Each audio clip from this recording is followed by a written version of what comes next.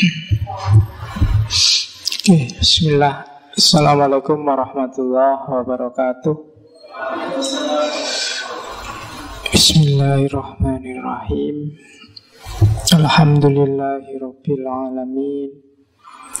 Assalatu wassalamu ala asyrafil anbiya'i wal mursalin Sayyidina wa maulana Muhammadin wa ala alihi wa ashabihi ajma'in. Amma ba'du. Bismillah. Alhamdulillah. Malam ini kita bisa melanjutkan lagi ngaji filsafat kita, meskipun harusnya tanggal merah. Ya, harusnya libur. Orang Indonesia itu kan seneng kalau libur. Kenapa kemarin full day school itu ditolak, khususnya oleh para murid?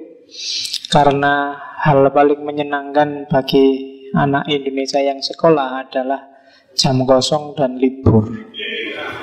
Kalau full day school itu antitesisnya, makanya kemarin ditolak.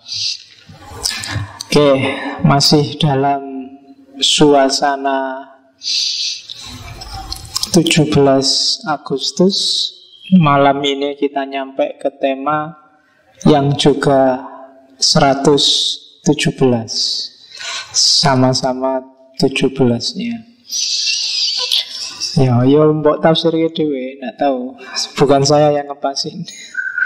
Ya pas-pas sendiri. 17 Agustus kita pas di 117. Saya enggak tahu teman-teman memaknai 17-an itu apa. Tapi dari yang saya lihat di TV-TV, di sekitar-sekitar, 17-an itu pesta ulang tahun. Makanya isinya, pesta itu kan isinya dua, hiburan sama makan-makan.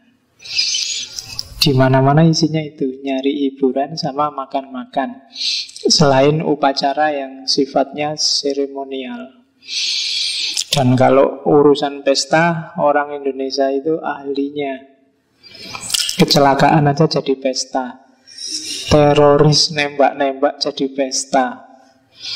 Itu keahlian kita. Oke, maka malam ini saya pingin kita ndak pesta. Karena kalau pesta kamu nagih ulang tahun mesti, nagih traktiran. Saya belum buka Facebook. Kalau WA banyak yang mengucapkan. Facebook mesti ya oke. Neng ben lah nanti. Kapan-kapan saya buka biar kalau mau balas kan jadi gak enak. Oh sudah telat. Jadi kalau yang nanya ulang tahun kok gak dibalas, wah aku mau coni telat jadi gak enak. Sudah out of date. Oke. Ya ulang tahunku tidak lebih penting daripada 17 Agustusnya. Orang Indonesia 16 Agustus itu hari untuk tirakatan. Jadi jangan lagi pesta 16 Agustus. Kita harus tirakat. Meskipun makna tirakat mengalami beberapa distorsi. Karena lagi-lagi meskipun judulnya tirakatan, acaranya sama. Harus ada hiburannya dan ada makan-makannya.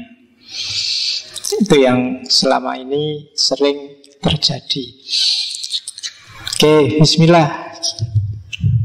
Kita agak merenung sebentar malam ini untuk mikir negara. Tapi tidak pada aspek politiknya, kita masuk ke aspek filosofisnya. Kita langsung ketemu puncaknya perancang Indonesia, Soekarno. Jadi hampir semua konsep-konsep dasar yang kita pakai hari ini itu dulu kan rumusannya Soekarno. Termasuk Pancasila yang paling esensial. Jadi malam ini kita coba kembali, meskipun kemarin kita fokus ke marhainismenya, malam ini kita sedikit masuk lebih dalam sedikit ke visinya seorang Soekarno dalam kehidupan bernegara. Sama nggak sih kayak kemarin yang digagas oleh Mill, yang jadi fondasi ideologi individualisme, liberalisme khas Barat. Nanti kita agak masuk sedikit ke Bung Karno. Tapi sebelum ke sana, saya ingin dongeng dulu sebentar tentang Indonesia. Tidak banyak teman-teman yang serius belajar apa sih jan-jane Indonesia itu. Nama Indonesia, kata Indonesia itu munculnya kapan dan di mana? Kok itu yang dipilih, kok nggak yang lain? Apa sih artinya Indonesia dan seterusnya? Saya tak dongeng sedikit, kalian silahkan tidur. Dongengan biasanya turu.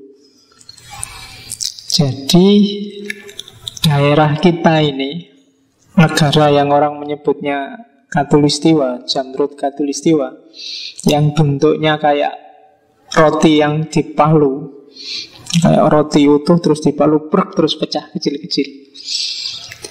Itu orang dulu menyebutnya, kalau orang Cina kuno, Tiongkok kuno menyebutnya kepulauan di wilayah kita itu namanya Pulau Nanhai.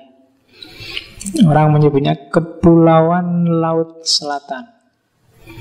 Yang ikut cerita Return of Thunder Heroes, ceritanya Jin Yung itu, ceritanya Yuko itu yang jatuh cinta sama gurunya sendiri. Sini ada nggak yang jatuh cinta sama ustadznya sendiri? Oke, jadi Yuko itu kan waktu pacarnya, gurunya sendiri ini kena racun bunga cinta kan, terus diusir. Dia mengucilkan diri di Pulau Nanhai, Kepulauan Laut Selatan, wilayah kita ini. Kalau orang India kuno menyebut wilayah kita ini wilayah Dwipantara. Dwipantara itu kepulauan luar, kepulauan batas. Nanti bagi yang baca cerita Ramayananya Walmiki, itu akan ketemu Rama itu waktu ngejar-ngejar Rahwana, itu mampir di namanya Pulau Emas. Pulau Emas itu kalau bahasa sananya namanya Suwarna Dwipa. Itu yang diperkirakan sekarang Sumatera. Jadi dan Suwarna Dwipa itu adanya di wilayah Dwipantara. Nah itu India kuno menyebut kita itu. Kalau orang Arab menyebutnya Jaziratul Jawi. Jadi bagi orang Arab semua Indonesia itu Jawa. Jadi dia menyebutnya Jaziratul Jawi. Nah, nama Indonesia dari mana? Eropa.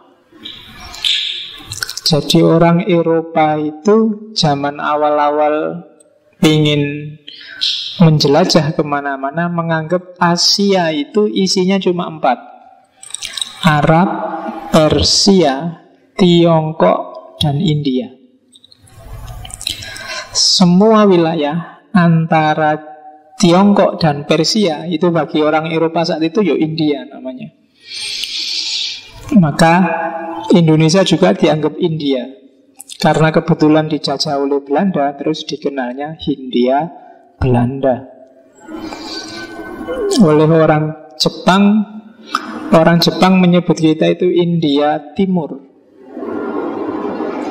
Jadi itu salah satu kenapa kita nanti ujungnya pakai nama India. Indonesia itu Indonya itu kan arahnya ke India. Dan sekitar tahun abad 19 awal, 1850-an nanti ada antropolog dari Inggris, namanya saya lupa, kalau nggak Josh Simon Earl. Itu dia yang pertama pakai istilah Indonesia. Dia menyebutnya Indonesia atau Melayunesia. Pakai U tapi tidak pakai O. Di salah satu jurnal antropologi tahun itu. Terus ada lagi tokoh namanya James Richardson Logan. Dia orang pertama yang bikin tulisan antropologi juga, Indonesia pakai O, tidak pakai U lagi. Dan nanti ada Adolf Bastian. Adolf Bastian ini yang dianggap orang yang lebih mempopulerkan nama Indonesia, karena dia nulis buku khusus yang pakai judul ada kata-kata Indonesianya. Dan kata Indonesia ini nanti yang menarik tokoh-tokoh pergerakan untuk tidak pakai istilah Hindia Belanda, karena istilah Hindia Belanda itu kan istilahnya daerah jajahan. Maka dipakailah Indonesia. Nesia itu dari bahasa Yunani, Nesos, artinya pulau. Jadi kalau diterjemahkan letterluck sebenarnya artinya kepulauan India. Jadi masih ada hubungannya sama India, namanya Indonesia. Tokoh pertama yang dianggap pakai istilah Indonesia adalah Ki Hajar Dewantoro ketika dia bikin Biro Press. Biro Pressnya ini dikasih judul Indonesis Press Bureau. Dan untuk selanjutnya kemudian dia populer jadi istilah yang dipakai oleh para pejuang, para tokoh pergerakan, dan jadilah nama kita hari ini. Kalau Nusantara itu istilah pinjem dari Mojopahit. Nusantara itu bukan semua wilayah Indonesia plus Brunei, Malaysia, Filipina kalau di era Mojopahit. Kalau di era Mojopahit, jadi Mojopahit itu kenal 3 pembagian wilayah. Ada namanya Negoro Agung, ada namanya Monconegoro, ada namanya Nusantara ini. Kalau Negoro Agung itu ibu kota, daerah-daerah Mojokerto, Jombang, dan sekitarnya. Itu namanya Negoro Agung. Jawa ini juga masuk Negoro Agung. Monconegoro itu daerah-daerah perbatasan. Definisinya agak luar Jawa. Bali, Madura itu zaman itu Monconegoro. Kalau sekarang kan Monconegoro itu diterjemahkan luar negeri. Padahal mungkin yang pas luar negeri itu yang Nusantara ini. Antara itu, antoro itu artinya batas, luar. Nusa itu ya pulau, jadi pulau-pulau di luar batas wilayah. Kalau wilayah Mojopahit yang masuk Nusantara itu berarti wilayah yang harus bayar upeti, karena dia di luar batas kerajaan zaman itu. Jadi Nusa antara, pulau-pulau yang ada di luar jangkauan kerajaan, yang itu nanti dipakai Nusantara. Ada Brunei, Malaysia, Singapura, sedikit Filipina masuk di situ. Nah, itu Nusantara. Oke, sudah ya, belum ngerti sidik. Sudah berpuluh-puluh tahun jadi orang Indonesia tidak ngerti kenapa namanya Indonesia. Kadang-kadang kan kamu makainya ngawur aja, pokoknya Nusantara, kemudian Indonesia. Apa nih ya yang harus kalian tahu? Itu Bung Karno. Kalau Bung itu awalnya mungkin panggilan dari daerah Bengkulu yang punya. Bung itu untuk kakak laki-laki tertua atau perempuan istri yang manggil suaminya, yang istri ini tidak punya saudara laki-laki. Maka Bu Fatmawati itu panggil Bung Karno Bung. Ya, terus konotasinya agak egaliter sehingga zaman itu lebih disukai daripada Bang. Kalau Bang ini Biasanya untuk orang yang lebih dituakan atau powernya lebih tinggi daripada yang manggil. Kalian kalau takut ketemu preman kan manggilnya bang. Nggak egaliter. Kalau bung konotasinya egaliter. Maka zaman itu terus dia disukai oleh para tokoh pergerakan, sehingga pakailah bung. Apalagi yang harus kalian tahu sebelum masuk ke materi, peci. Nah, ada gambarnya peci itu Bung Karno. Peci itu inspirasinya tutup kepala dari daerah Turki. Jadi orang Turki menyebutnya fes atau fesi pakai Z atau fesi pakai V. Yang itu konon sumber asalnya dari Yunani kuno era Turki Utsmani. Jadi orang waktu Turki Jaya jajah ke daerah Yunani, dapatlah inspirasi peci itu. Kalau orang Mesir menyebutnya tarbus. Kalau orang India menyebutnya romakap. Jadi topinya orang Romawi. Nganggapnya dari Romawi. Yunani kuno kan memang zaman Helenisme kan memang termasuk daerah wilayahnya Romawi. Jadi menyebutnya topinya Romawi karena India zaman Islam kan masuk dalam wilayah Turki Utsmani. Itu di India, Pakistan, Bangladesh. Itu sejarahnya peci. Dipakai oleh Soekarno untuk identitas nasional, identitas perjuangan nasional. Kalau pakai belangkon terlalu Jawa, kalau pakai koteka terlalu Papua. Ya maksud identitas nasional pakai koteka itu kan ya enggak. Ya untungnya terus yang dipilih peci. Ya apa nih? Ini info-info kecil-kecil gini harusnya disampaikan waktu tirakatan. Oke, bismillah. Kita mulai mikir sekarang. Dongengnya sudah selesai. Kita bangun sekarang. Tentang kemerdekaan. Kemarin di pertemuan awal, waktu filsafat kebebasan, kita sudah bahas tentang apa bedanya freedom, liberty, dan independent. Malam ini di Soekarno kita ketemu independent. Apa sih merdeka itu?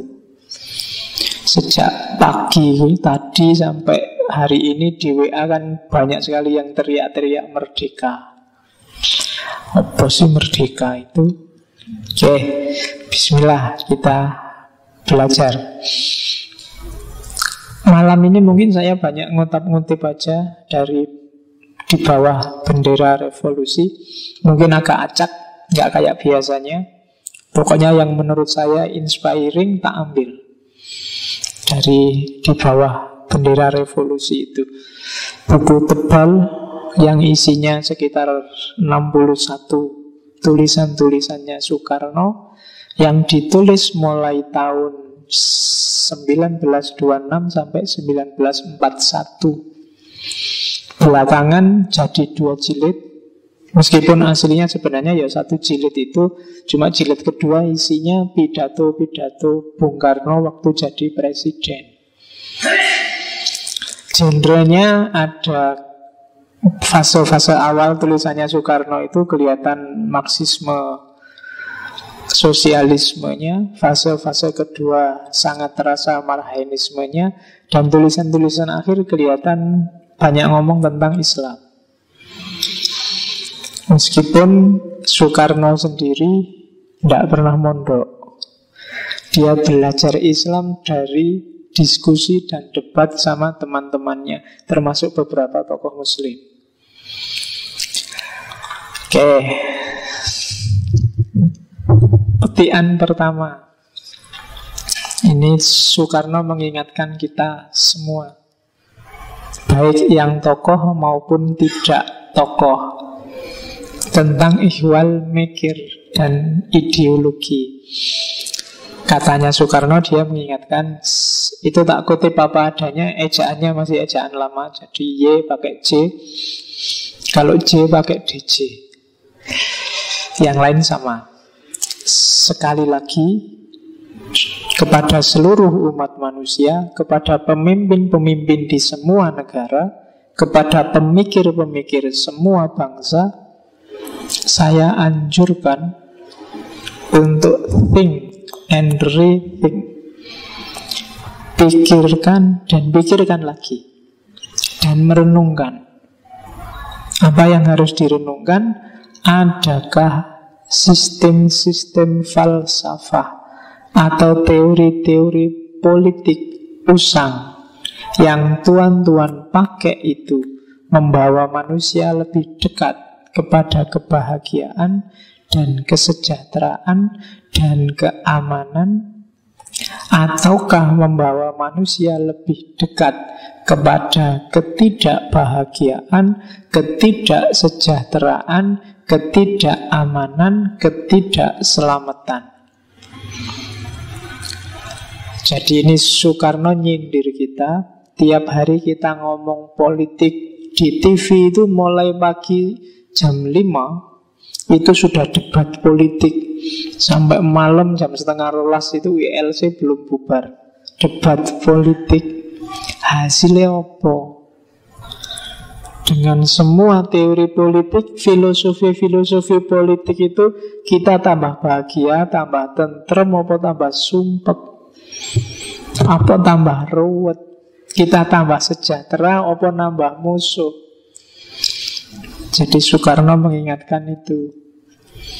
Karena ini urusannya orang banyak, ya coba dicek deh, teori kita, filosofi kita masih bermanfaat nggak? Jangan kaku-kaku. Kalau nggak bermanfaat, ya ditinggal aja. Hari ini kan setiap orang merasa benar. Kubu A, kubu B, semuanya merasa benar. Sing pro Jokowi merasa benar, yang anti Jokowi merasa benar. Terus debat di TV, terus kalian ikut marah-marah. Yang debat di TV disangoni, kalian yang marah-marah nggak dapat apa-apa. Tiwas mangkel. Oke, itu yang terjadi hari ini. Maka katanya Soekarno, maka datanglah saatnya sekarang ini kita mengadakan introspeksi, melihat ke dalam secara sungguh-sungguh.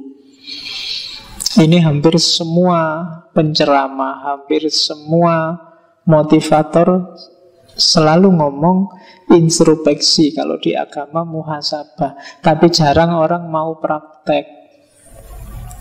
Introspeksi itu melihatnya ke dalam. Kita selama ini selalu melihat keluar, selalu membaca keluar. Padahal yang lebih penting itu membaca ke dalam. Karena dengan paham siapa diri kita, apa isi kita, kita enak kalau mau berekspresi keluar. Orang yang tidak kenal dirinya, dia tidak akan kenal Tuhannya, juga tidak akan kenal lingkungannya. Kalau kamu tidak jelas posisimu apa, siapa kamu, cirimu apa, kamu bingung loh. Kalau kamu ngerti pemarah misalnya, kok punya temen nek ngomong nyelekit, ojo jedak-jedak konco sing nyelekit, aku gampang tersinggung ya. Kan ngerti posisi. Kalau kamu orangnya mudah tersinggung, ya jangan deket-deket teman yang gampang menyinggung. Kalau kamu A, ya jangan deket-deket orang yang punya ciri anti A. Oh, itu kan enak. Untuk ngerti itu, introspeksi, melihat ke dalam, muhasabah, ngomentari yang di luar kita itu gampang, tapi ngomentari yang di dalam itu susah. Selama ini kita lebih canggih untuk ngomentari keluar, sementara untuk yang ke dalam kita tidak ngomentari, tidak bahas, tapi justifikasi. Kadang-kadang ngerti jelas-jelas salah pun dicariin dalil biar benar. Ya kan? Wis oke, contoh nih. Nyontek aja kan nyari dalil kan. Wah, nyontek gitu kan. Nggak apa-apa Pak, ini birrul walidain Pak.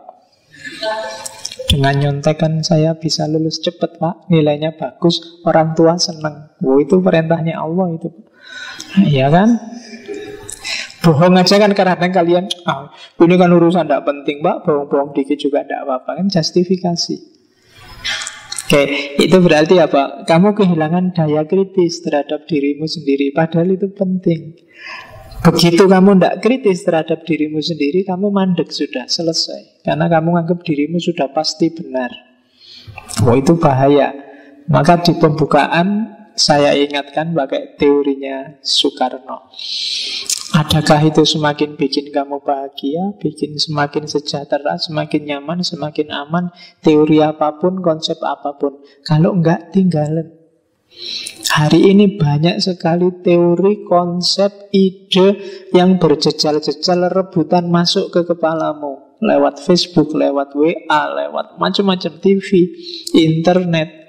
Kamu harus pinter. Mana yang penting, mana yang enggak penting. Kalau yang nggak penting, yang nggak ada urusan sama sekali, yang nggak ada gunanya kamu masukkan juga, isi kepalamu penuh. Nanti yang penting nggak dapat tempat.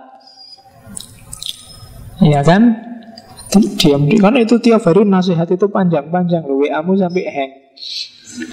Itu ada orang ngomong panjang copy paste dari artikel 15 halaman dilebok ke message di WA itu pening. Nggak penting kamu baca. Bukan masalah dibacanya, kadang-kadang terpengaruh. Kadang-kadang cuma isu, kamu terpengaruh. Nggak penting itu jadi kepalamu isinya ruwet, nggak karu-karuan saya. Seandainya kamu tak suruh merapikan ya, ini penting, ini tidak penting, ini yang penting, ini urusan politik orang banyak, ini urusan pribadi, ini urusan sama orang tua keluarga, ini terus dipilah-pilah lagi, terus di-ranking urusan ini prioritas pertama, prioritas kedua. Itu mungkin kamu bingung, noto pikiran. Kalau pikiranmu sudah nggak tertata, kadang-kadang kamu gelisah, tidak jelas kenapa, bete, tidak jelas kenapa. Tidak ada angin, tidak ada hujan, tiba-tiba temanmu posting maki-maki Jokowi, marah-marah sama Ahok, padahal kamu suka Jokowi, suka Ahok. Tiba-tiba kamu bete. Sering kan kayak gitu. Maka cerdaslah. Katanya Soekarno, saatnya introspeksi. Kalau tidak ada pentingnya ya tidak usah. Lagian kenapa sih kamu segitunya sama Jokowi atau Ahok? Baik segitunya suka atau segitunya nggak suka. Pengaruhnya apa sih? Manfaatnya apa? Bahayanya apa? Itu yang pertama oleh Soekarno. Ini Soekarno sebenarnya sedang menceramahi kolega-koleganya zaman itu yang sukanya debat. Zaman itu kan merumuskan dasar negara itu kan perdebatan fraksi-fraksi macam-macam, tokoh macam-macam. Oke, itu yang pertama. Sekarang kita masuk ke merdeka.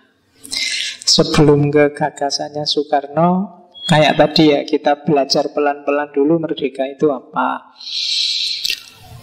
Merdeka dari akar katanya bahasa Jawa yang jelas, mardiko. Makanya kadang-kadang Pak RT kalau ngasih sambutan tambah mengganggu kemerdekaan Bapak Ibu. Itu padahal mungkin kamu nyuruh, kita sudah merdeka, ngapain diganggu? Nggak. Silahkan minum, tidak apa-apa. Tidak usah mengganggu kemerdekaanmu untuk ngaji. Oke. Jadi Mardiko itu dalam sejarahnya ini istilah lagi-lagi dari Mojopahit. Zaman Mojopahit itu kalau ada wilayah, kalau ada desa yang dibebaskan bayar upeti, Kademangan, Kadipaten, karena daerah itu mungkin punya jasa. Biasanya kepala desanya atau adipatinya apa, kidemangnya punya jasa apa sama raja sama keraton, terus bebas, tidak usah bayar upeti. Itu dia statusnya merdeka. Mungkin hari ini mirip otonom. Kayak Jogja ini secara harafiah karena dia istimewa dan boleh ngatur dirinya sendiri, namanya otonom. Jogja itu mau nggak mau berarti secara harafiah dia bisa disebut merdeka sebenarnya. Yang lain gubernur harus milih, kita nggak usah, langsung aja Sri Sultan. Itu mardiko namanya, bebas, nggak harus ikut aturan yang lain. Nah, itu secara kata-kata. Kalau ditarik lagi ke belakang, kata-kata mardika itu dari bahasa Kawi, Sangsekerta. Maha Ardika. Ya kan, karena kamu menyebutnya Mahardika. Mahardika itu gabungan dari Maha sama Ardika. Ya kayak siswa, mahasiswa itu kan gabungan dari Maha sama siswa. Oke. Mahardika itu artinya 3. Jadi kalau ada orang yang sangat bijaksana, sangat kuat, dan sangat mampu, sangat kaya, dia adalah seorang yang mahardika. Jadi kalau kalian bijaksana, ini zaman itu hanya bisa dimiliki oleh empu-empu, oleh orang-orang yang sudah tuntas kejiwaannya. Biasanya dia sangat bijaksana, sangat kuat, dan sangat kaya. Hatinya maupun mata. Kaya itu kan dari aspek bahwa dia tidak butuh apa-apa lagi. Itu berarti merdeka, tidak butuh orang lain. Orang yang kuat, orang yang pinter, dan orang yang kaya itu kan tidak butuh siapa-siapa. Orang lain yang butuh dia. Jadi kalau kalian berdoa, mintalah 3 hal itu: pinter, kuat, dan kaya. Oke, jadi kalian disebut merdeka kalau punya wisdom, punya power, punya will.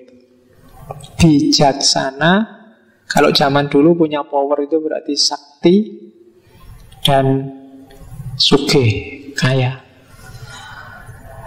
Oke, kaya saja, ndak punya power, ndak sakti, nanti kamu dibikin mainan sama orang-orang yang punya power.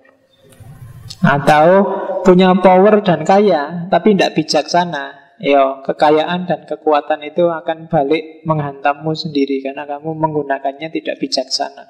Jadi 3-tiganya harus saling mendukung. Jadilah orang yang bijaksana, yang kuat dan kaya. Terserah profesinya apa. Jadi kalau berdoa minta bijaksana, kuat, dan kaya. Apakah itu jadi tani? Ya petani yang bijaksana, kuat, dan kaya. Jadi tukang ojek, ya tukang ojek yang bijaksana, kuat, dan kaya.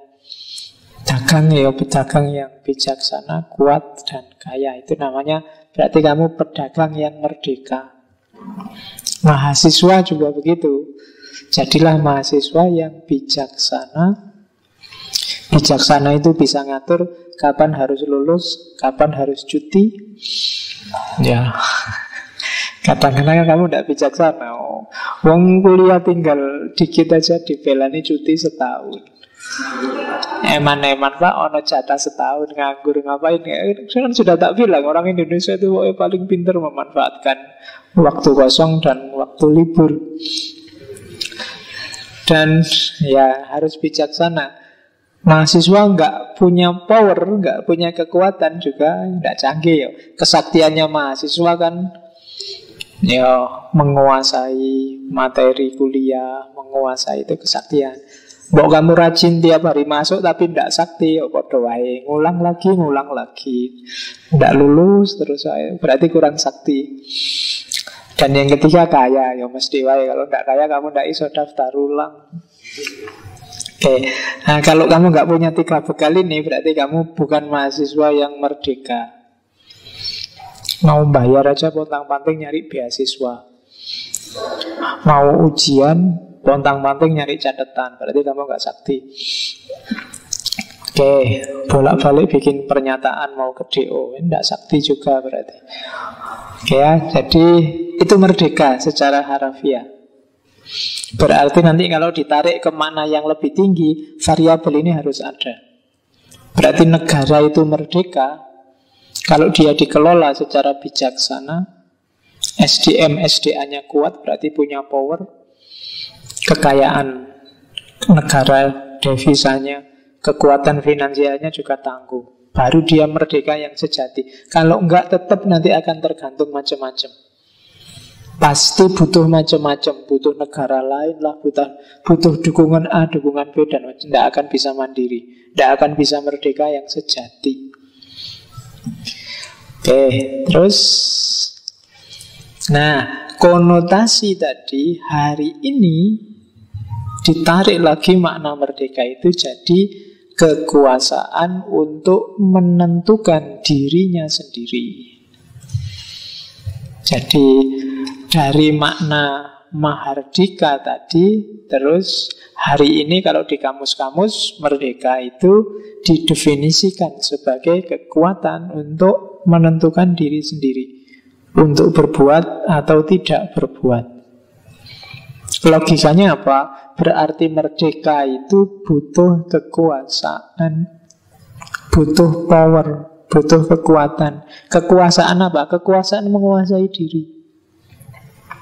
Kalau menguasai diri sendiri nggak bisa, kamu nggak mungkin jadi orang bebas, nggak mungkin jadi orang merdeka.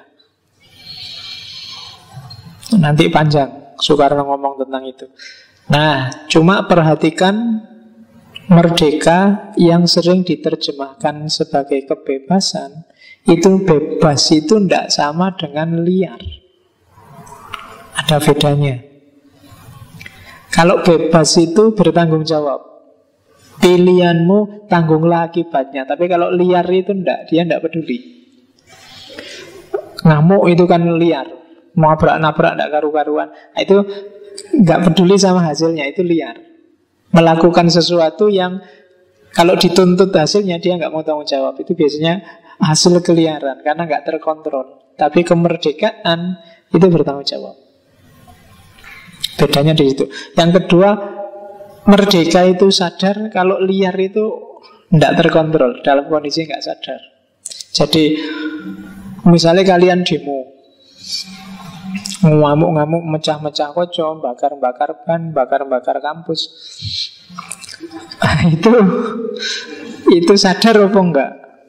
Bedakan antara bebas sama liar. Kalau liar itu biasanya enggak terkontrol. Cirinya apa enggak terkontrol itu? Kalau sudah selesai kamu lenger-lenger, kok bisa ya aku begitu? Nah, itu berarti tadi bukan kemerdekaan, kamu memutuskannya tanpa sadar. Jadi hati-hati. Ya liar itu ya tidak cuma urusan kekerasan. Ada loh yang kayak pacaran yang liar misalnya. Ya, jadi berpacaranlah secara merdeka tapi jangan liar. Kalau liar itu berarti tidak terkontrol. Sakaramu dhewe kalau wis bar, aduh kok bisa ya aku gitu. Yo, meskipun menyesal sesuk diulangin nah. Oke. Ya, jadi pilihanmu merdeka tapi jangan liar. Kemerdekaan itu manusiawi, kalau liar itu hewani. Jadi begitu kesadaranmu hilang, yang muncul insting. Begitu level kemanusiaanmu hanya didasari insting, kamu tidak ada beda sama hewan. Akalnya nggak jalan. Kalau akal nggak jalan, ya makomu turun sedikit jadi hewan. Maka jangan mau ya Kak. Hewan itu kan dasarnya insting. Pingin apa aja, yang penting kemana kecenderungannya dia. Itu insting namanya. Maka janganlah liar, tapi kamu harus merdeka. Merdeka itu harus wajib. Kalau liar itu haram, hasilnya pasti jelek. Coba liar kadang-kadang hasilnya bagus, ya, tapi nggak ada nilainya. Kenapa nggak ada nilainya? Karena kamu nggak sadar. Melakukan sesuatu yang tidak sadar itu kan tidak ada nilainya, meskipun perbuatan baik. Oke, maka kemerdekaan itu lembut, kalau keliaran itu kasar. Ini definisi kayak gini bisa kamu cari di kamus-kamus. Apa bedanya merdeka sama liar? Oke, terus ini Soekarno sekarang.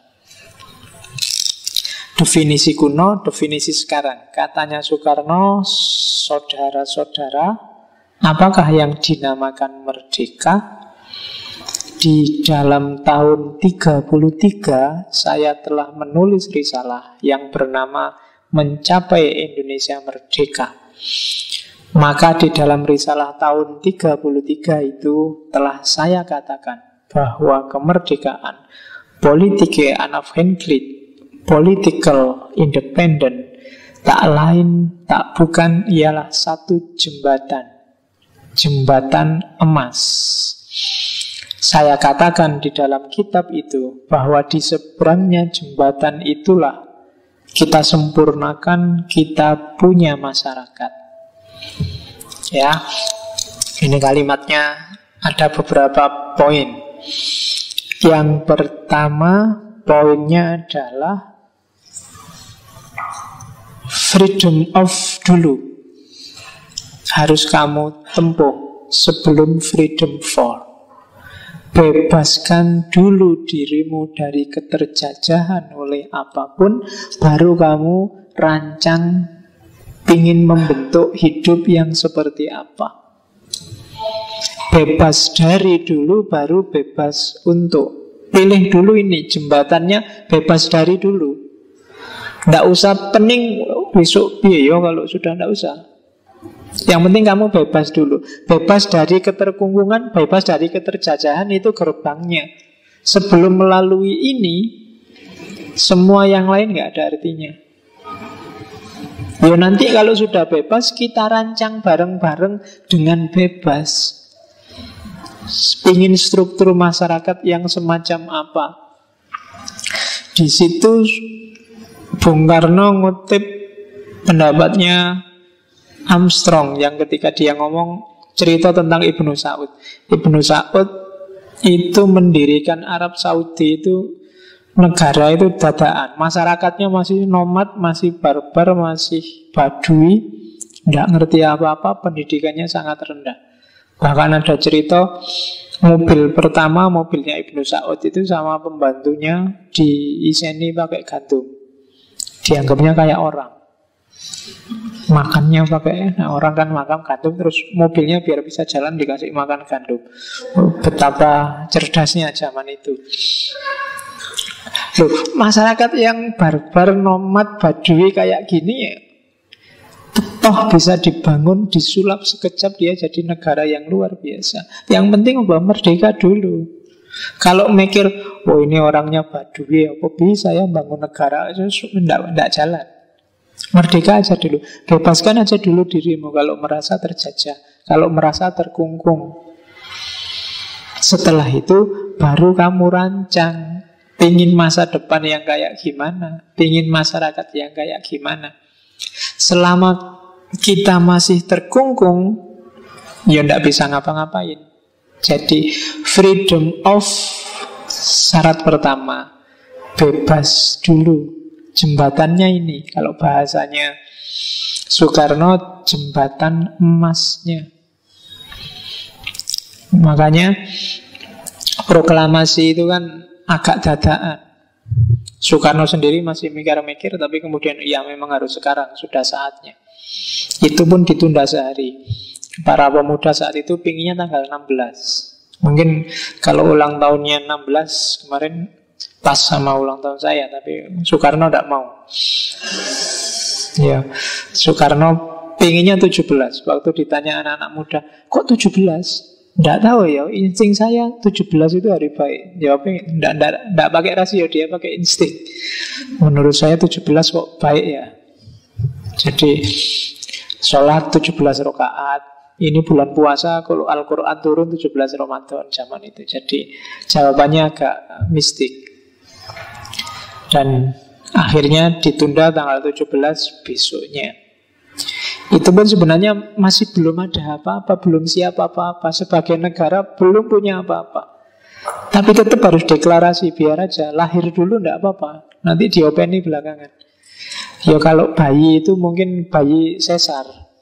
Jadi urung siap-siap mau lahir, lahir aja dulu. Itu kan sesar. Jadi kalau bayi prematur itu kan harus agak lama di inkubator. Dan itu yang bikin era Soekarno kan gejolak demi gejolak. 17 Agustus. Kalau Belanda mengakuinya Indonesia itu tidak 17 Agustus, tapi Desember 49. Setelah ya Jadi baru tahun 2005 kemarin Belanda baru ngakui bahwa Indonesia itu 17 Agustus. Sebelum itu dia tidak mau ngakui kalau Indonesia merdekanya 17 Agustus. Karena setelah dideklarasi merdeka kan Belanda masih balik lagi. Karena enak. Belanda itu kan negara miskin kecil.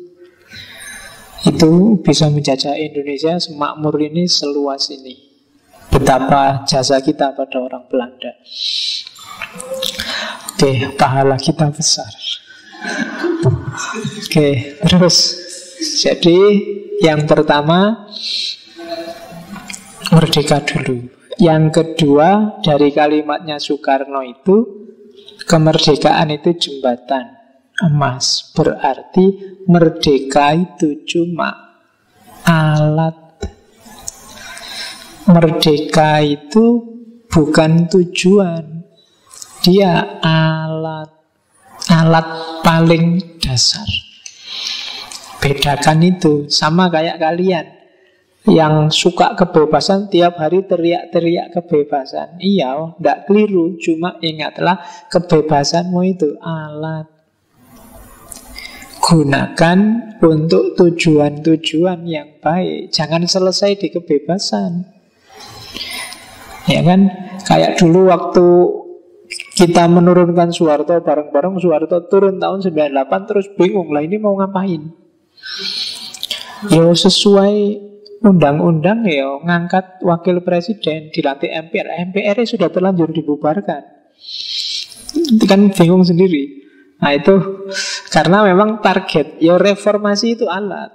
Reformasi itu kan upaya memformat ulang. Format ulang itu alatnya. Setelah itu mau ngapain harus jelas. Jangan berhenti di alat. Filsafat itu alat. Filsafat jangan jadikan tujuan. Kalau dijadikan tujuan bisa blunder. Kamu nggak gerak-gerak, bisa jumut. Jadikan dia alat untuk biar hidupmu lebih bagus, biar kamu lebih dekat sama Allah, biar dan seterusnya. Ada goya. Bahkan agama juga alat. Agama itu alat, bukan tujuan. Tujuannya kan tetap Allah. Maka praktek kita beragama harus bikin kita semakin dekat sama Allah. Kalau agama kita hayati, kita laksanakan secara salah, apalagi kan ada agama yang malah bikin kita semakin jauh sama Allah. Nah itu berarti alatnya keliru. Sama dengan kemerdekaan ini. Jadi teriak-teriak merdeka, merdeka itu ya, itu alatnya. Baru merdeka terus ngopo? Itu harus ditanyakan. Saya mau bebas pak, ya wis bebas. Terus mau ngapain? Sudah bebas. Tidak tahu pak mau ngapain. Kan sering gitu. Jadi tafsir kata-katanya Bung Karno adalah kemerdekaan itu jembatan emas, berarti dia cuma alat. Kalimatnya Bung Karno selanjutnya, kemerdekaan itu satu jalan menuju dunia sama rata, sama rasa. Satunya lagi menuju ke dunia sama ratap, sama tangis. Jadi sejak dulu Bung Karno sudah meramalkan kemerdekaan ini kalau nggak dikelola dengan hati-hati bisa mengakibatkan baik, bisa juga mengakibatkan jelek. Bisa membawa kesejahteraan, keadilan bersama, sama rata, sama rasa. Tapi kalau nggak dikelola dengan bagus, hasilnya sama ratap, sama tangis. Nah, sekarang silakan teman-teman refleksi, introspeksi. Hari ini kita berbangsa itu sama rata, sama rasa, apa sama ratap, sama tangis? Siapa yang lebih senang sekarang? Pemerintah atau rakyat? Siapa yang lebih senang sekarang? PNS atau wirausahawan? Siapa yang lebih senang sekarang? Dosen atau mahasiswa? Silahkan kamu cek di Indonesia ini hampir tidak ada satu profesi, satu bidang kehidupan pun yang isinya orang yang tidak mengeluh. Hampir semua orang mengeluh. PNS mengeluh, pedagang mengeluh, petani mengeluh. Jokowi aja yang presiden bolak-balik mengeluh, menteri mengeluh. Karena syukur sama sekali, semua orang mengeluh di sini. Itu ramalannya Soekarno. Kalau nggak hati-hati kita nangis bareng-bareng. Gegeran sak kancane dhewe, padha lorone terus nangis bareng. Hari ini tuh yang banyak kita lihat di TV-TV. Yang kita caci maki tiap hari itu ya saudara-saudara kita sendiri. Yang kita marah-marahi, yang kita benci, itu saudara-saudara kita sendiri. Nanti ada filosofinya Bung Karno dari ayahnya yang luar biasa tentang ini. Katanya Soekarno, coba ya perhatikan, kemerdekaan yang dari penjajahan melahirkan penjajahan yang baru. Contohnya apa? Revolusi Perancis. Revolusi Perancis itu sukses meruntuhkan feodalisme, masyarakat bangsawan, raja-raja dipenggal kepalanya pakai gelotin. Tapi setelah itu yang menguasai siapa? Kelompok borjuis, priayi yang punya modal. Dan itu nanti melahirkan kapitalisme yang diprihatinkan oleh Karl Marx dan kawan-kawan. Dari penjajahan oleh kelompok feodal menuju penjajahan oleh kelompok borjuis. Podo wae. Kalau di buku PMP zaman saya SD, lepas dari mulut harimau masuk ke mulut buaya. Dari dijajah Belanda, sekarang dijajah Jepang. Jadi hati-hati, kalau ngisinya salah, ya orang kecil akan susah terus. Oke, jadi itu makna kemerdekaan itu adalah jembatan emas. Lawannya merdeka apa? Terjajah.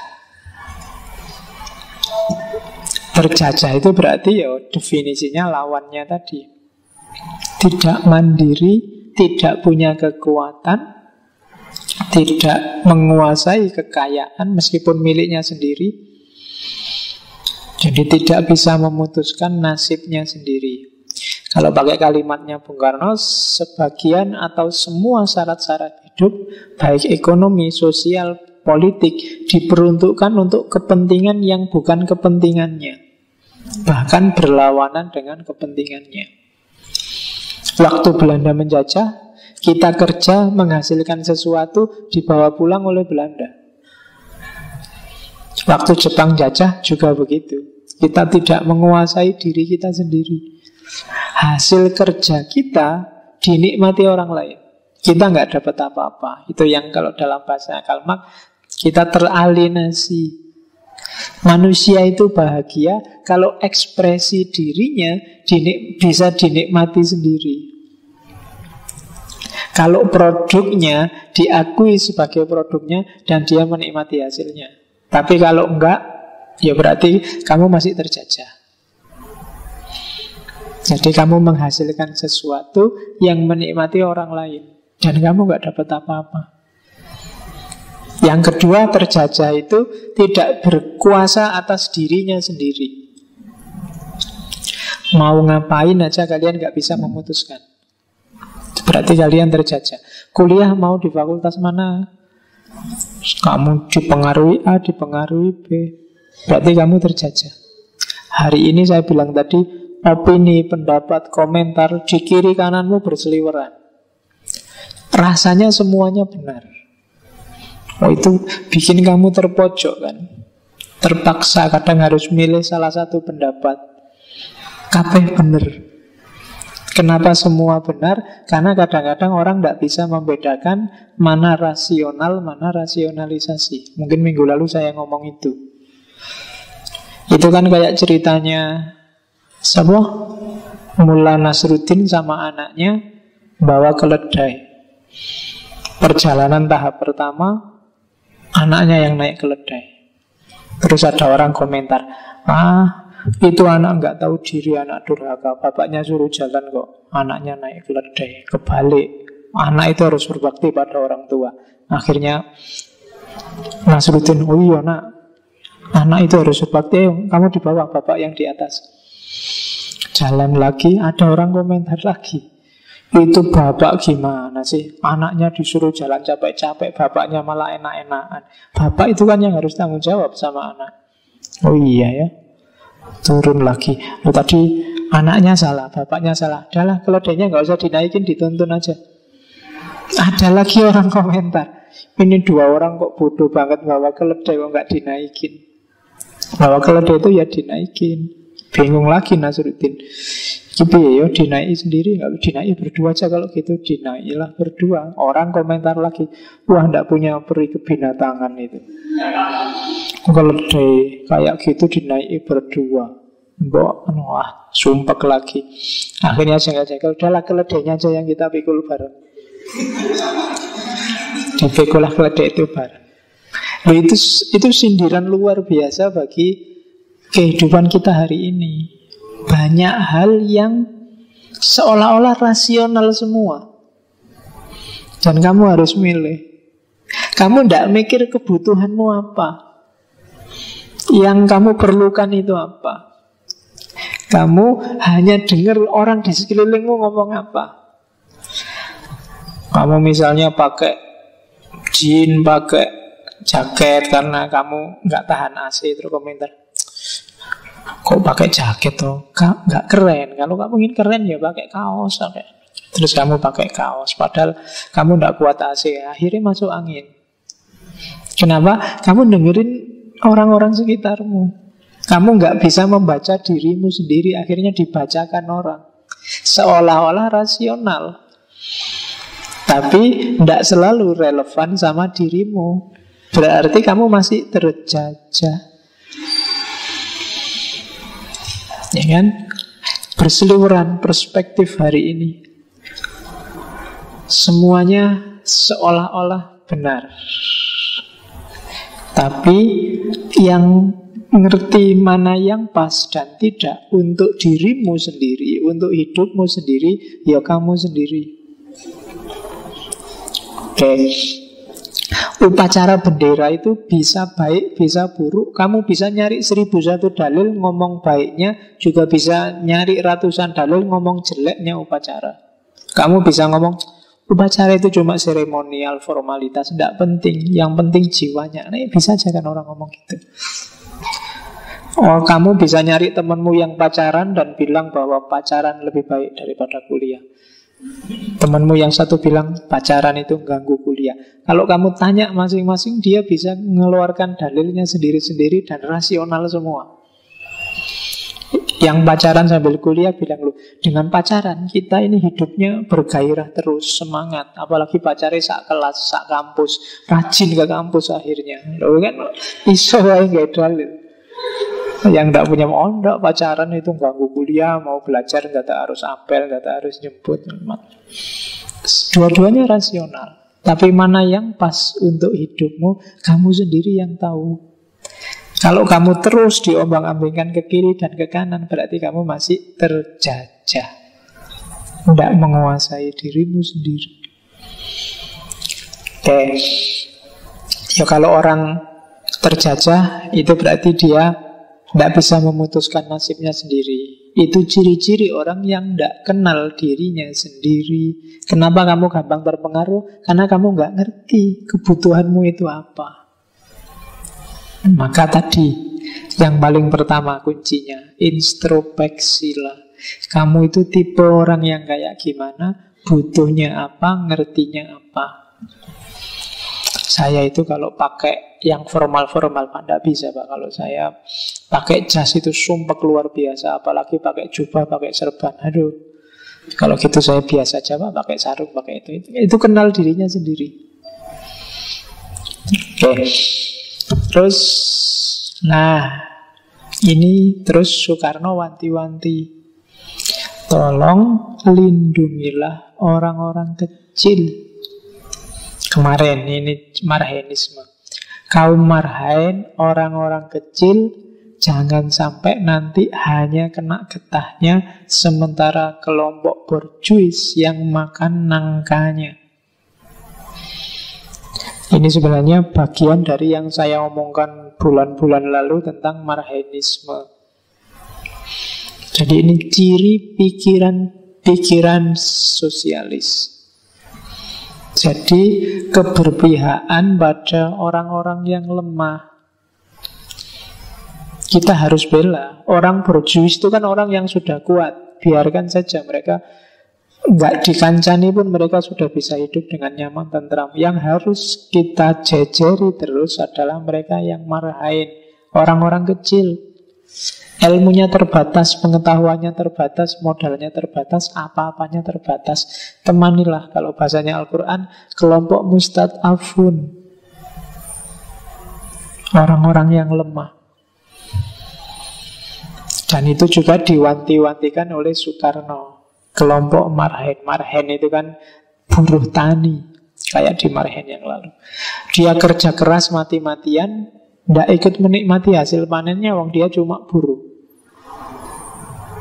Oke, jadi keberpihakan pada mustad'afun, karena ini kuncinya. Jumlah paling besar bangsa Indonesia itu kelompok marhain ini. Yang elit-elit itu kan paling 10%, 20%-nya.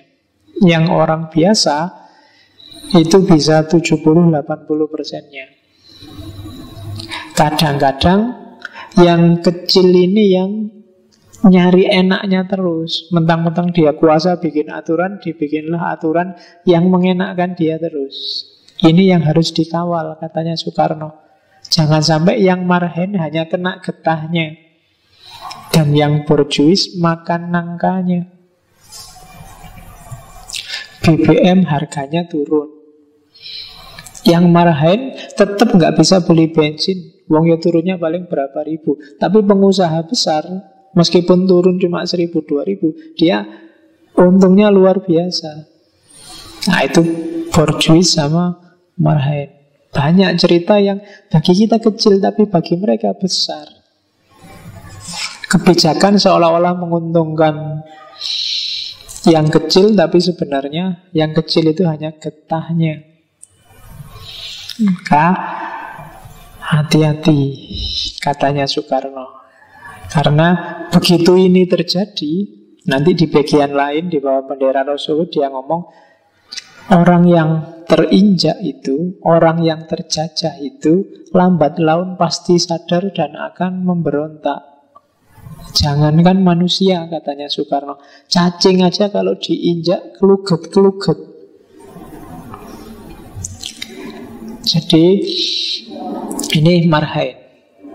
Makanya dalam banyak ayat dalam Al-Quran kita disuruh berpihak pada mustad'afun, orang-orang yang lemah, orang-orang yang terjajah, tertindas, terpinggirkan. Ya cerita paling gampang kan Nabi Musa. Nabi Musa itu oleh Allah disuruh ngawal Bani Israel yang saat itu tertindas. Meskipun Bani Israel itu nakalnya luar biasa. Kalau disuruh diperintah mesti ngeyel, disuruh ngapa-ngapain nawar. Bolak-balik dikhianati Nabi Musa sampai bikin tuhan-tuhanan dari sapi. Tapi Allah tetap nyuruh ngawal Bani Israel ini. Kenapa? Karena mereka saat itu sedang tertindas. Jadi bukan urusan ngeyelnya yang dibiayai, tapi orang-orang lemahnya, mustad'afun. Oke. Saya tidak tahu di sini yang termasuk mustad'afun berapa. Yo, kita sesama mustad'afun. Oke, tidak ada yang borjuis tuh, ada yang anaknya pejabat di sini. Pejabat tingkat RW. Oke, terus ini masih panjang ya. Saat itu, ini hasil analisisnya Soekarno, ada 1, 2, 3, 4, 5 tantangan besar yang dihadapi Indonesia yang baru lahir dan lahir secara sesar tadi. Problem besarnya apa? Yang pertama pendidikan.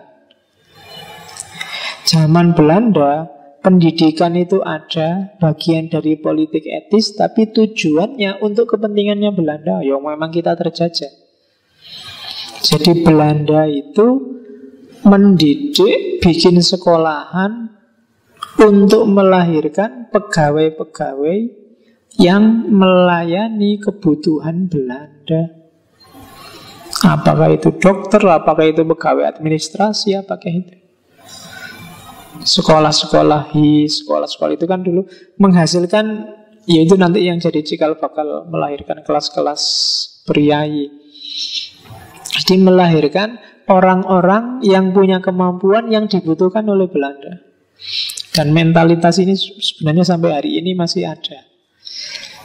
Jadi kalau bahasa sekarang, Belanda bikin sekolahan untuk menghasilkan pegawai negeri. Jadi kalau hari ini ada di antara teman-teman yang cita-citanya ingin jadi pegawai negeri, itu sebenarnya mental zaman Belanda. Itu mental zaman jajahan.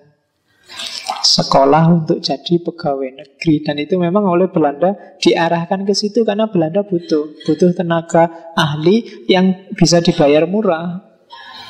Karena nggak mungkin dia mendatangkan ahli dari daerahnya sendiri. Wong Belanda itu kecil. Ya nasibnya Indonesia yang jajah kok Belanda. Agak lebih untung Mesir. Mesir itu dijajah Inggris. Itu yang kedua, ahli dan spesialis. Napoleon itu masuk Mesir sambil membawa ratusan ilmuwan. Jadi sekaligus mancing gairah para intelek Mesir saat itu untuk tertarik dengan sains, melahirkan banyak ahli. Ya termasuk yang terkenal kan Muhammad Abduh dan kawan-kawan. Itu pancingannya Napoleon di Inggris, tapi sambil jajah tapi juga mikir kemakmuran daerah jajahannya. Rata-rata jajahannya Inggris masih lumayan. Malaysia itu diduduki Inggris ya, sekarang Inggrisnya lebih lumayan daripada orang Indonesia. Indonesia dijajah Belanda yang iso ngomong Londo ya. Londo 17-an itu. Bahasa Indonesia dipindeng-pindeng gitu. Jadi tidak ada. Jadi problem besarnya pendidikannya masih sangat ketinggalan, ahli dan spesialisnya sangat sedikit. Ini problem besar di Indonesia saat itu. Yang ketiga, sistem transportasi. Indonesia itu luas, pecah-pecah. Sistem transportasinya nggak bagus, apalagi dalam situasi perang. Itu tantangan ketiga bagi bayi yang namanya Indonesia saat itu. Tantangan yang keempat, keragamannya. Jadi keragaman itu kekuatan sekaligus kelemahan kita. Kalau bisa bersatu, kita kuat luar biasa. Tapi begitu tidak, kita sangat cepat akan jatuh. Jadi di Indonesia ini kan kerajaan-kerajaan, suku-suku, aliran-aliran macam-macam. Maka di awal-awal zaman Bung Karno kan bolak-balik ada pemberontakan-pemberontakan yang harus ditumpas. Karena Soekarno sangat mengagungkan persatuan. Gejala ingin memisahkan diri sekecil apapun mesti langsung ditumpas meskipun harus perang sama saudara-saudaranya sendiri. Kartosuwiryo dan kawan-kawan, Safruddin dan kawan-kawan. Pada akhirnya jadi semacam musuh. Karena Soekarno memimpikan negara yang benar-benar bersatu. Oke, jadi padahal Kartosuwiryo itu saudara seperguruan zaman di Surabaya sama Cokro. Kalau ngeledek Kartosuwiryo, di ceritanya itu kamu itu Kartosuwiryo itu kan kurus. Sudah kurus, jelek, ngeyelan lagi. Itu ceritanya begitu. Karena Kartosuwiryo memang kurus, termasuk sama Semaun. Jadi 3 orang ini gurunya sama, produknya beda. Yang satu jadi nasionalis, satu jadi komunis, satu jadi Islamis. Pengen bikin negara Islam, satu pengen bikin negara komunis, satu pengen bikin negara nasional. Ya, dan itu manusiawi sekali. Ya, yang ngaji di sini sekian puluh orang, ya mungkin macam-macam nanti akhirnya. Mungkin ada yang jadi kiai, ada yang jadi guru, ada yang jadi ustadz, ada yang jadi ibu rumah tangga, ada yang ya. Tapi saya tidak berani tanya cita-cita kalau sudah sebesar ini kan. Kalau di kelas biasanya, ayo kalau anak SD kan cita-citamu apa? Itu kan. Ini anak SD jawabnya banter-banter mesti. Pilot, dokter kan mesti gitu. Kalau sudah besar gini, tidak mungkin bisa jawab. Ya, kalau kamu tak tanya, cita-citamu apa? Kan kamu nggak mungkin dokter, ya tidak apa, kuliah usuluddin jadi dokter. Jalurnya dari mana Pak? Kan gitu. Oke, jadi kesatuan dan persatuan. Dan yang terakhir, kalau hari ini negara terbelakang itu kan enak, pinjem ada deh. Tapi zaman itu Indonesia itu negara baru lahir. Ya mesti nggak punya modal apa-apa, nggak punya devisa. Jadi tidak gampang-gampang negara lain ngasih pinjaman. Jadi itu tantangan sangat berat bagi bayi yang namanya Indonesia. Ya bersyukur ada seorang Soekarno. Jadi memang zaman itu akan melahirkan tokohnya sendiri yang sesuai dengan zaman itu. Oke. Ya, ini Pancasila kalau di bahasa Inggris kan itu kelihatan keren. Kalau kalian baca Indonesianya kan jenuh, kadang moco yo ngono-ngono kuwi. Tapi pilar negara kita itu sebenarnya luar biasa. Ada belief, ada humanity, ada nasionalisme, ada demokrasi, dan ada social justice. Dan ini sebenarnya hampir di semua negara mirip-mirip. Enggak cuma kita. Jadi kalau kita potong di beliefnya, humanity-nya, nasionalismenya, demokrasinya, social justice-nya, ini tidak hanya kepribadian bangsa Indonesia. Tapi sebenarnya seluruh orang di dunia hari ini, puncak logikanya ada di sini. Orang susah untuk mengkritik keagamaan sekarang. Keberagamaan itu dianggap fitrah di level dunia manapun. Yang kedua, kemanusiaan. Tidak ada lagi orang yang berani anti kemanusiaan. Yang ketiga, cinta tanah air. Ini juga susah dibantah. Yang keempat, demokrasi. Diakui atau tidak, demokrasi hari ini dianggap sistem yang paling baik di antara sistem yang jelek. Ibu ya, sistem yang paling baik di antara sistem yang jelek. Jadi sistem politik itu kuabe sebenarnya lemah, punya kelemahan. Dan yang kelemahannya lebih mendingan itu demokrasi. Hari ini yang ngerti ilmu politik pasti akan ngerti. Ya kapan-kapan kita ngomong di mana falsafahnya demokrasi. Jadi hari ini itu. Yang kelima apalagi? Keadilan sosial, cultural and social equality.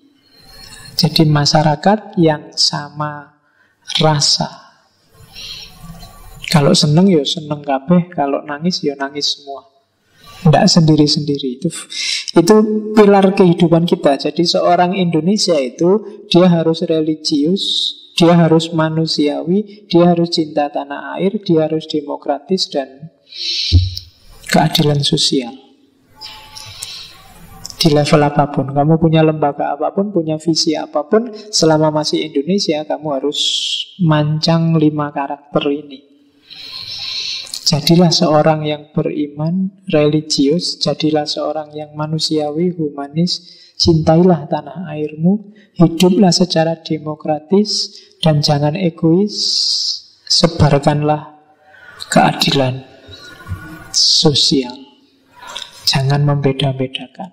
Nah itu 5 prinsip Ini lahir dari bacaan-bacaannya Soekarno, kajian-kajiannya Soekarno.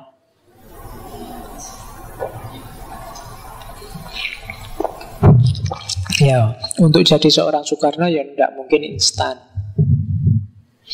Jadi ya prosesnya panjang, belajarnya lama, bacaannya juga macam-macam. Nggak kayak kalian kan biasanya mahasiswa tak tonton nih hari ini nih, di kamar kosnya itu punya wadah buku siji kuwi sini buku telu ora diwaca-waca. Ayo, paling ada bukunya kalau pas pinjem di perpus, kalau pas sama dosennya dikasih tugas bikin makalah. Selain itu ya kok sampai lulus itu masih belum penuh. Saya tidak tahu kalian hari ini sebulan beri berapa buku. Harusnya sudah mulai agresif, karena masa depanmu nanti tergantung hari ini kamu gimana. Kalau dicek seumuran kamu, Soekarno sudah ngapain? Umur 20 Soekarno sudah menggembarkan orang dengan pidatonya. Pidato pertama di Surabaya. Ada ceritanya sama Cindy Adam itu dia. Umur 20 paling muda, dia sendiri dialog sama dirinya. Jadi deg-degan juga mau tampil pertama itu. Katanya Soekarno, dia tanya dirinya sendiri, ingin jadi pemimpin, kamu itu seorang pemimpin apa pengikut? Dijawab sendiri, pemimpin. Oke, pemimpin, tampil. Dan tampillah dia pertama kali umur 20 dan menggembarkan orang zaman itu. Nah, itu Soekarno. Tapi sebelum berani tampil mesti dia modalnya sudah banyak, sudah penuh. Sehingga begitu tampil juga isinya mantap. Oke, jadi itu Soekarno. Nah, sekarang kayak tadi introspeksi, kamu tanya dirimu sendiri, kamu itu trendsetter apa follower? Pemimpin apa pengikut? Oke. Mungkin ya susah. Mungkin kamu jawabnya pengikut. Pengikut yang diikuti bagus itu ya apik. Cuma sekarang pengikut yang kamu ikuti idol-idol yang tidak jelas itu, kamu itu cuma menghabiskan pulsa.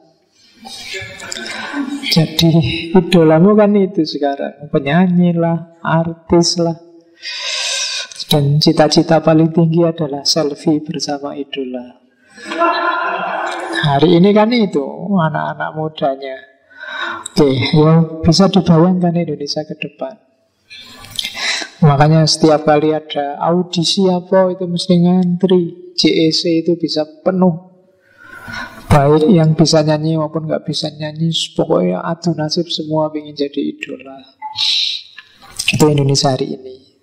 Diajari kayak gini mesti nggak nyambung anak-anak yang sukanya idola-idola nyanyi, idola komedi, idola apalagi hari ini kan banyak yang gitu-gitu. Oke, jadi kalau digadukkan sama Soekarno ya jauh. Entah kapan kita bisa lahir lagi seorang Soekarno. Jadi malam ini semoga ini bukan mengenang Soekarno ya, karena kalau kenangan itu biasanya sudah masa lalu yang tidak mungkin hidup lagi. Jadi malam ini bukan mengenang Soekarno, tapi menghidupkan lagi jiwanya Soekarno. Oke, ini yang saya bilang tadi, ada filosofi bagus dari Soekarno. Jadi ini ada di bukunya Wawancara dengan Cindy Adam itu. Jadi suatu hari Soekarno yang kecil ini, sebelum itu tak ceritain, bapaknya Soekarno itu Islam. Cuma Islamnya bukan Islam fanatik. Bapaknya Soekarno, Sukemi, itu anggota Teosofi. Jadi Teosofi itu sebuah mode spiritual. Nanti yang nggak suka aliran Teosofi menganggapnya ini aliran mistiknya Yahudi. Banyak tokoh-tokoh pergerakan awal masuk Teosofi ini, termasuk Muhammad Yamin, kemudian dan beberapa yang saya lupa. Jadi Teosofi ini sebuah aliran spiritual, lahirnya di Amerika, nanti kemudian pindah pusatnya ke India di Madras. Mungkin ada yang pernah dengar nama Ani Besant. Nah, Gagasannya mirip gagasan sufi atau gagasan-gagasan filsafat perennial. Dia tidak terlalu care dengan formalisme agama. Dia lebih suka spiritualitasnya. Maka nanti orang-orang teosofi ini gagasan-gagasannya sangat dekat dengan sufisme. Jadi mistiknya agama-agama. Jadi agama-agama itu diambil bagian-bagian batinnya. Ya biasanya isinya secara umum 3. Jadi dialektika antara manusia, alam semesta, dan Tuhan. Tiga-tiganya ini sebenarnya sama. Dalam diri manusia ada Tuhan, manusia itu bagian dari Tuhan. Dalam diri manusia ada alam, manusia adalah mikrokosmos dan alam adalah makrokosmos. Dan alam semesta adalah pengejawatan Tuhan itu sendiri. Jadi Tuhan, alam, manusia itu satu. Gagasan pertama. Kemudian agama-agama itu bedakanlah aspek eksoteris sama esoteris, simbolnya sama maknanya, batinnya sama lahirnya. Sholat ke gereja itu lahirnya, esoteris itu batinnya. Tuhan itu esensinya satu, tapi manusia menyebutnya dengan banyak nama sesuai latar belakang budayanya masing-masing. Itu ajaran kedua. Ajaran ketiga, jalannya manusia adalah jalan untuk bersatu bersama Tuhan, untuk menuju Tuhan. Ilaihi roji'un. Nanti kalau di sufi ya jadilah hulul wahdatul wujud dan ittihad. Itu basis ajarannya teosofi dengan segala variasinya. Meskipun agak sering dikritik oleh beberapa kalangan Muslim zaman itu karena dianggap menodai Islam. Karena Islam itu kan cenderung kuat di syariahnya, di fikihnya. Sementara yang teosofi itu bau sofistiknya agak kuat. Nah, bapaknya Soekarno itu alirannya teosofi ini. Oke, sehingga Soekarno itu meskipun bapaknya Islam, ibunya Hindu, dia ajaran-ajaran Islamnya lebih banyak interaksi dengan sesama pejuang pergerakan, tidak dari bapaknya. Nah, ini ada cerita. Satu ketika Soekarno ini naik pohon, yang karena dia naik pohon nanti ada sarang burung yang jatuh. Itu wawancaranya sama Cindy Adam. Ayahnya marah. I thought you to love animals, he thundered. I shocked with fright. Yes, father, you did. Kan kamu sudah tak ajarin untuk mencintai binatang, kata bapaknya. Oh iya pak, sudah diajarin. You will please be as good as to explain the meaning of the phrase Tatuam Asi. Tatuam Asi. Coba kamu jelaskan makna dari kata-kata ini. Tatuam Asi. Tatuam Asi itu he is I and I am he. You are I and I am you. Aku adalah kamu. Aku adalah dia, dia adalah aku adalah kamu, kamu adalah aku. Ini filosofi dari agama Hindu. And were you not thought this has a special significance? Dan bukankah kamu sudah tahu kalau ini punya makna khusus? Yes, Father, it means God is in all of us. Kalau dalam Islam kemudian kan, kenapa aku adalah kamu, aku adalah dia, sama saja. Karena kita semua adalah manifestasi dari Tuhan. Tatuam Asi. Siapapun yang ada di sekelilingmu, nanti ini kan melandasi gagasannya Soekarno tentang kesetaraan, persatuan, kesatuan. Orang manapun dia, alirannya apapun, yang pikirannya cocok atau tidak denganmu, itu sama dengan kamu. Karena kamu adalah aku, dia adalah kamu. Kita semua sama, aku adalah kamu, kamu adalah aku. Tatuam Asi. Sayangi semuanya karena dia adalah dirimu sendiri. Oke. di filsafat nanti yang kayak gini bisa terinspirasi dari pikiran-pikirannya Descartes. Saya ada terjemahan, mungkin nanti kalau MCS Press mau, yang judulnya In Search of Myself. Ini ngomong ini. Jadi Tatuam Asi itu dalam sejarah sering dianggap proposisi yang terlarang. Banyak orang disiksa, dihukum mati gara-gara ini. Apalagi oleh kelompok agamawan. Oke, jadi ini basis filosofinya Soekarno. Maka Soekarno itu meskipun jelas dia tahu bagaimana PKI menculik jenderal-jenderal, membunuh jenderal, dia tidak akan berani keras pada PKI. Kenapa? Semua dianggap anaknya, semua dianggap saudaranya. Tidak mungkin keras harus dilawan dengan keras. Kalau pembantaian dibalas dengan pembantaian, tidak akan ada habisnya. Pembunuhan dibalas pembunuhan, tidak akan ada habisnya. Karena kita saudara, kalau kamu disakiti, yang sakit aku. Karena kita ini satu. Kalau kamu sengsara, sebenarnya yang sesara juga aku. Kalau dalam bahasa Islam kan kita ini kayak satu tubuh. Kal bunyan yasuddu ba'du ba'dun, seperti bangunan yang saling menguatkan.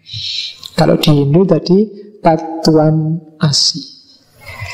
Oke, kapan-kapan kita ngomong itu.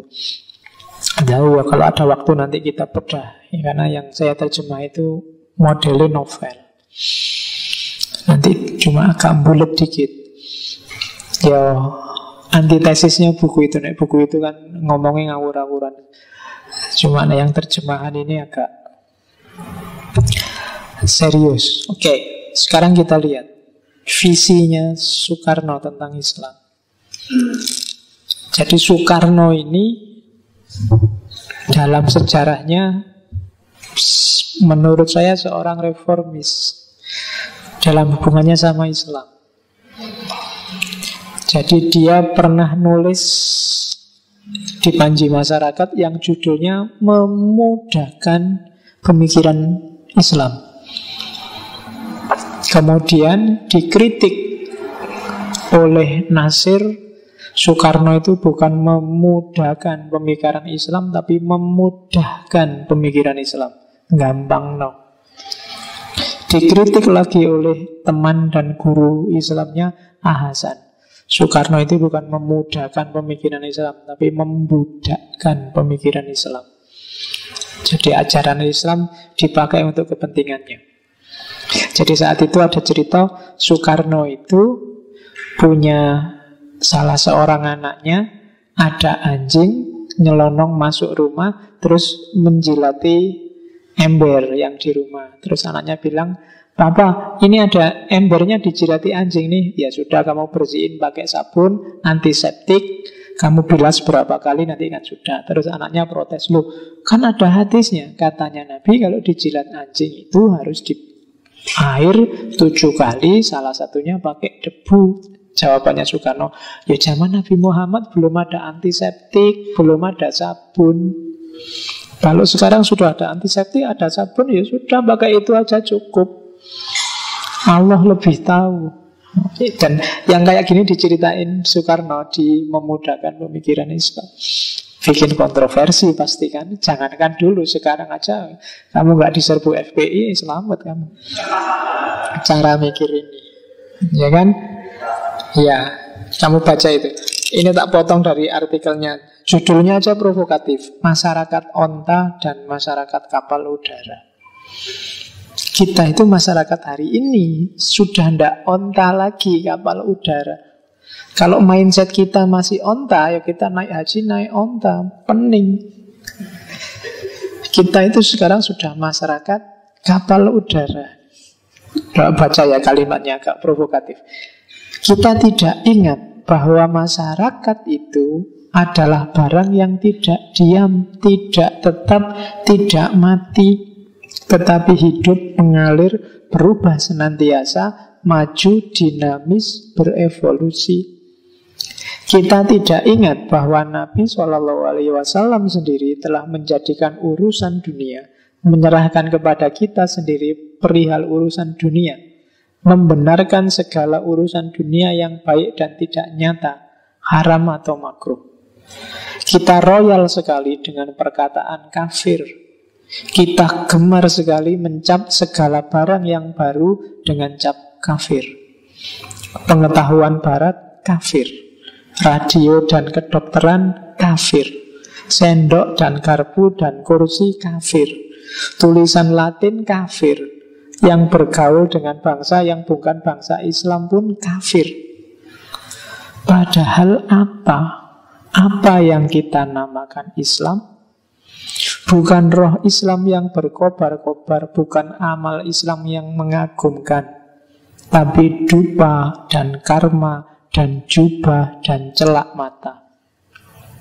Siapa yang mukanya angker, siapa yang tangannya bau kemenyan, siapa yang matanya dicelak dan jubahnya panjang dan menggenggam tasbih yang selalu berputar, dialah yang kita namakan Islam. Astagfirullah, inikah Islam? Inikah agama Allah? Ini gak enak kalimatnya. Yang mengkafirkan pengetahuan dan kecerdasan, mengkafirkan radio dan listrik, mengkafirkan kemodernan dan ke-up-to-date-an, yang mau tinggal mesum saja, tinggal kuno saja, tinggal terbelakang saja, tinggal naik onta dan makan sonder sendok saja, seperti di zaman nabi-nabi. Islam is progress. Islam itu kemajuan. Sebenarnya panjang. Carilah di internet tulisannya Soekarno ini. Masyarakat onta dan masyarakat kapal udara. Ya mesti aja tulisan ini jadi kontroversi. Tidak masalah. Tapi kelihatan seperti apa visi keislamannya Soekarno. Satu ketika Soekarno itu menghadiri muktamar rapat Muhammadiyah yang dipecah, ditabiri. Jadi yang cowok di sana, yang cewek di sana dikasih tabir. Pulang Soekarno. Nggak seru. Katanya Soekarno, tabir itu simbol perbudakan perempuan. Nah, nggak enak misalnya ngaji kayak gini ditutupi kan. Wah, nggak seru, nggak bisa ngelirik-lirikan. Jadi Soekarno pulang beneran zaman itu. Dan ada istilah yang dulu waktu dimarahin saya singgung, Islam Sontoloyo katanya Soekarno. Itu ada cerita kiai yang menghamili santriwatinya, tapi dia menang karena punya dalil di pengadilan. Maka dia lahirlah istilah Sontoloyo. Itu sebenarnya istilah untuk orang yang menggembalakan bebek awalnya. Menggembala bebek itu kan orangnya ngangkat tangan satu aja, bebeknya ikut semua. Jadi Islam Sontoloyo itu mirip-mirip kita yang kayak bebek. Jadi begitu bilang Allahu Akbar, kamu sudah ikut aja, tidak pernah mikir sendiri. Nah itu bahasanya Soekarno tidak enak. Islam Sontoloyo. Meskipun nanti Sontoloyo ini berubah makna. Jadi masyarakat onta dan masyarakat kapal udara. Kita ini masyarakat kapal udara. Oke, itu tentang agama. Ini potongan lagi dari di bawah bendera revolusi. Wise in judgment, original in thought, resolute in action.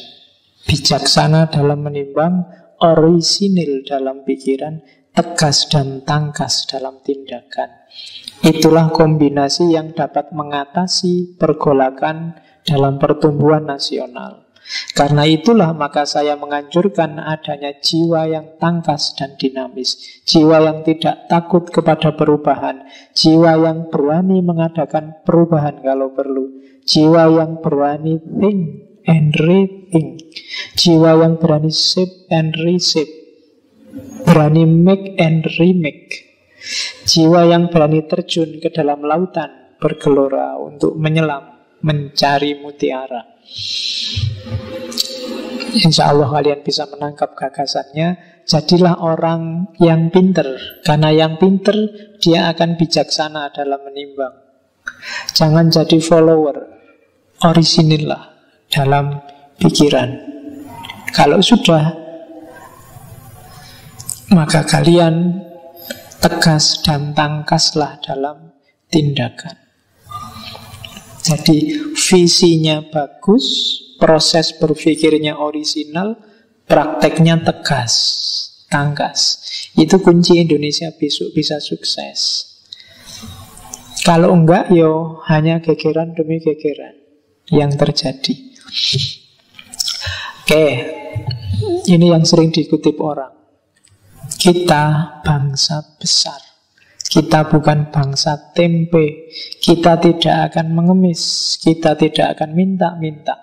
Apalagi jika bantuan-bantuan itu diembel-embeli dengan syarat ini, syarat itu. Lebih baik makan gaplek tetapi merdeka daripada makan bistik tapi budak. Ya lebih baik lagi makan bistik tapi merdeka. Ya nek, kalau bisa. Tapi kalau enggak ya berarti apa? Merdekanya duluan. Maju tapi dijajah, tidak enak. Tetap lebih enak merdeka. Milih mana? Punya pasangan cakep tapi bukan pilihanmu sendiri, sama jelek tapi pilihanmu sendiri.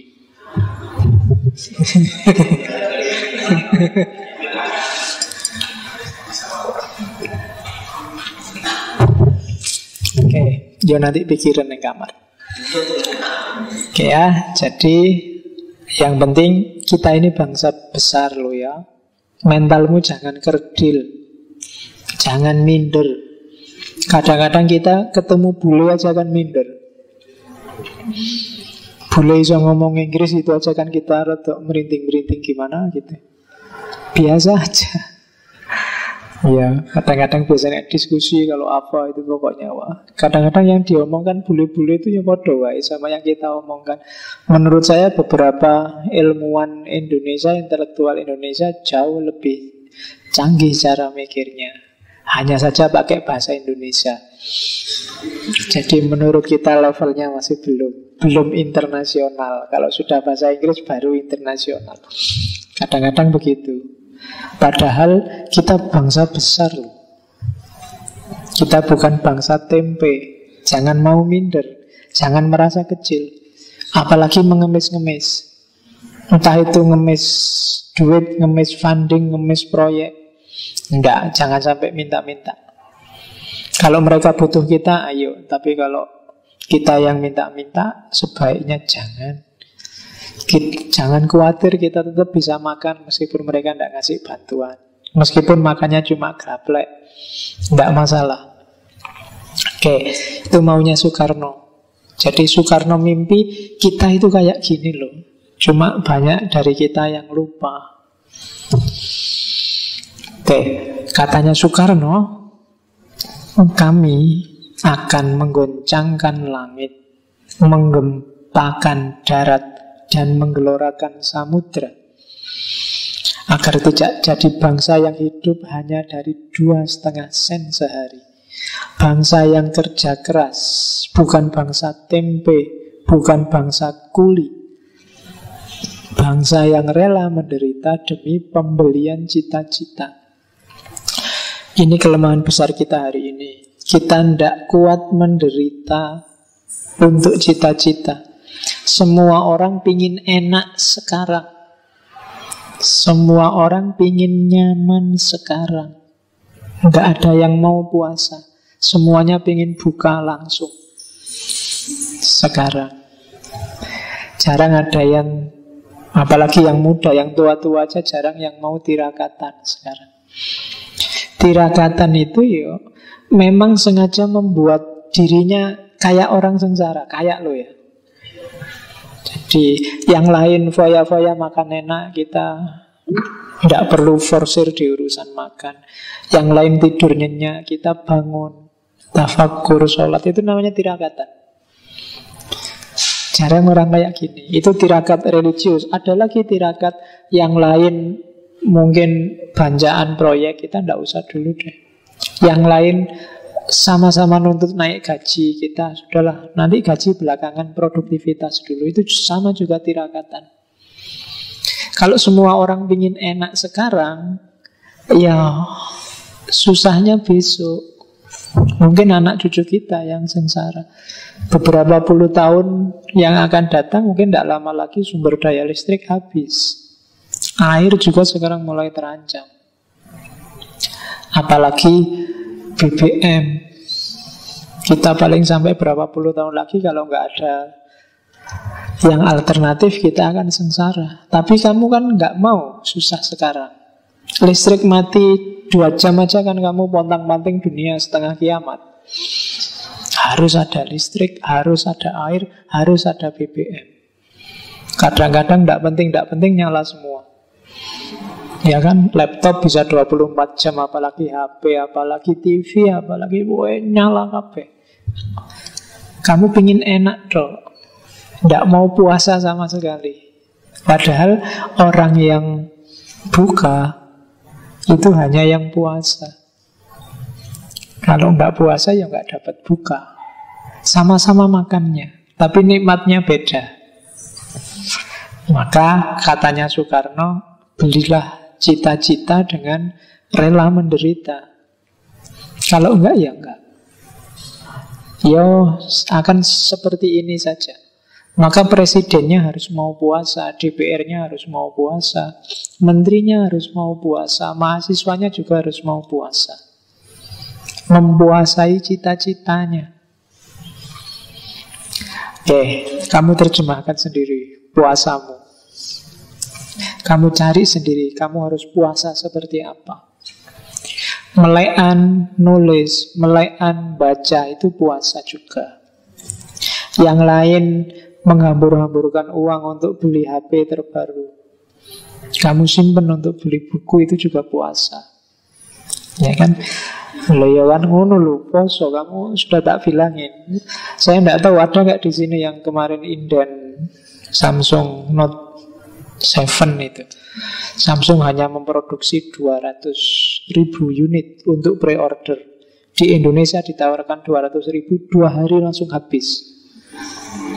Padahal satunya sekitar 10 juta. Jadi 200.000 kali 10 juta sekitar 2 triliun. Rong dino orang Indonesia bisa ngumpulin 2 triliun. Tak amnesti itu saulan setengah cuma dapat 1,5 triliun. Jokowi sampai berbusa-busa ngomong sak timnya turun, ndak ono sing gerak.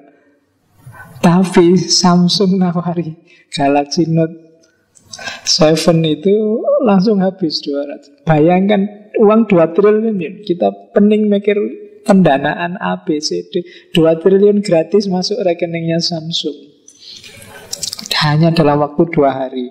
Bukankah luar biasa orang Indonesia? Tidak ada yang mau puasa. Dan saya yakin 100% 200.000 yang dipesen itu, yang mesen sudah pegang HP semua.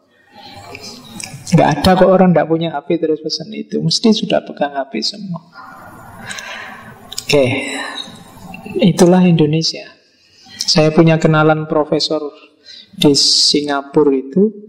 Sebulan dia bisa dapat hampir 50 juta, tapi HP ini HP jadul yang besarnya sak botol itu zaman. Jadi kalau nelfon suaranya kayak ringtone-mu tadi itu, Nokia lawas itu. Itu profesor, gajinya puluhan juta, tapi dia puasa. Tidak harus HP bagus, tidak penting. HP tidak prioritas. Jadi bikinlah prioritas-prioritas. Oke, ini kita mendirikan negara Indonesia yang kita semua harus mendukungnya. Semua buat semua. Bukan Kristen, buat Indonesia. Bukan golongan Islam, buat Indonesia. Bukan Hadi Kusumo, buat Indonesia. Bukan Van Eck, buat Indonesia. Bukan Niti Semito yang kaya, buat Indonesia. Tapi Indonesia buat Indonesia. Semua buat semua. Jadi one for all fit one. Kayak Three Musketeers itu. Ini maunya Soekarno, ojo egois dong. Jangan cuma mikir kelompoknya dong. Jangan cuma mikir kepentinganmu dong, aliranmu dong. Mikir semua untuk Indonesia. Mikir bareng-bareng. Kalau bahasanya Rousseau, Indonesia ini kan kontrak hidup sosial kita. Kalau Indonesia loyo, hidup sosial kita loyo, ya nggak mungkin kita bisa maju.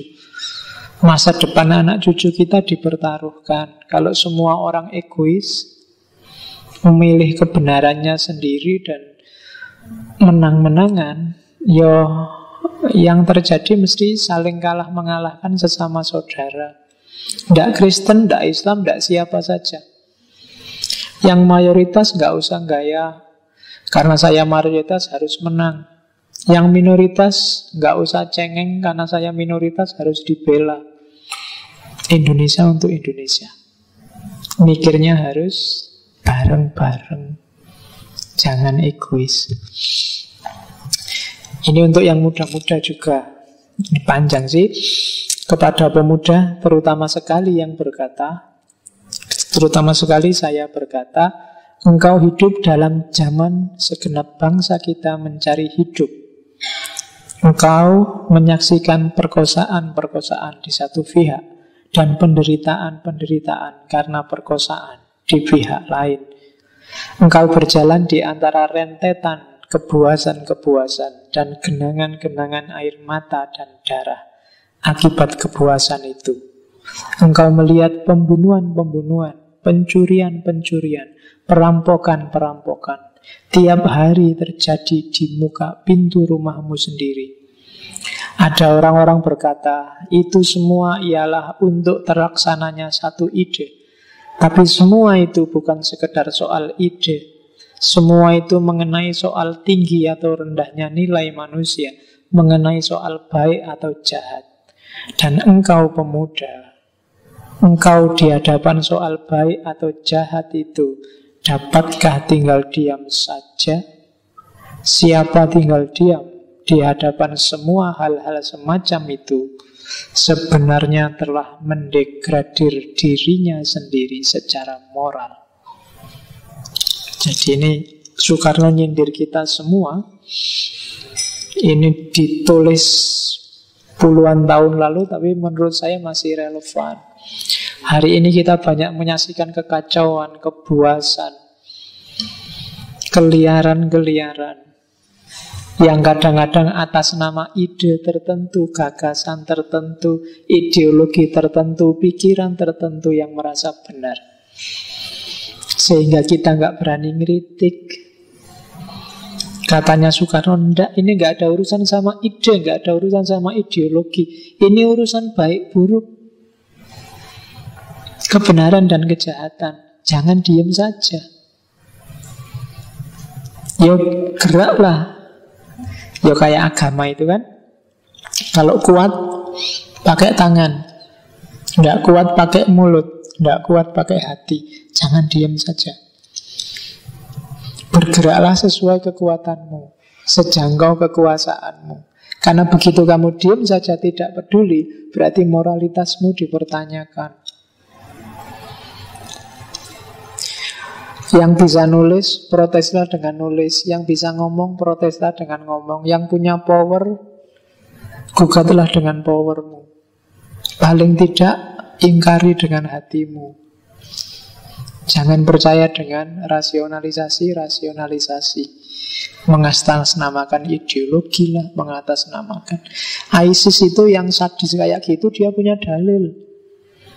Tapi secanggih apapun dalil, orang tidak bisa dibohongi bahwa itu kebuasan, bahwa itu anti kemanusiaan. Kita tidak boleh diam saja. Nah, Soekarno mengingatkan itu. Kenapa yang diingatkan pemuda? Karena yang tua-tua susah mesti diingatkan. Wong tua itu biasanya wis dadi, jadi mengubahnya susah. Jadi maka wanti-wantinya selalu pada anak muda. Ini kalimatnya bagus. Nasib kita ada di dalam genggaman kita sendiri. Dengan lebih teguh kita harus percaya akan kepandaian dan tenaga kita sendiri. Dengan menolak tiap-tiap politik oportunisme dan politik posibilisme, yakni tiap-tiap politik yang menghitung-hitung ini tidak bisa dan itu tidak bisa.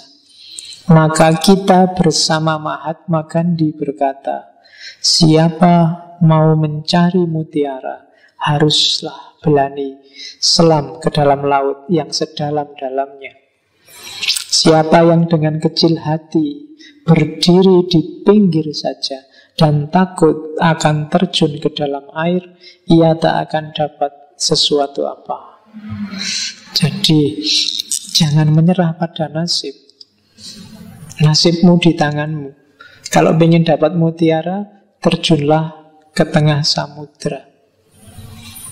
Jangan terlalu banyak pertimbangan yang tidak perlu.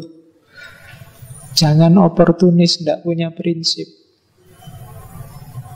Tegaskan cita-citamu dan terjunlah. Itu maunya Soekarno.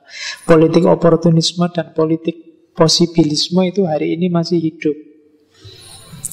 Politikus-politikus kita kalau tidak oportunis itu posibilis. Oportunis itu nyari selamat. Angin ke utara dia ke utara, angin ke selatan dia ke selatan. Politik posibilis itu peragu, kesuwen mikir, akhirnya nggak memutus-mutuskan. Mau gini, nanti dampaknya gini. Mau itu, kalau itu dampaknya itu. Kalau akhirnya nggak ngapa-ngapain, diskusi terus. Ya masalah tidak selesai. Jadi ada yang oportunis, ada yang posibilis. Katanya Soekarno, ya wes kalau nggak mau gerak, cuma berdiri ragu-ragu di pinggir pantai, ya nggak dapat apa-apa. Kalau ingin dapat mutiara, terjunlah ke tengah samudra. Itu maunya Soekarno. Dan nanti hasilnya, rumusannya ini.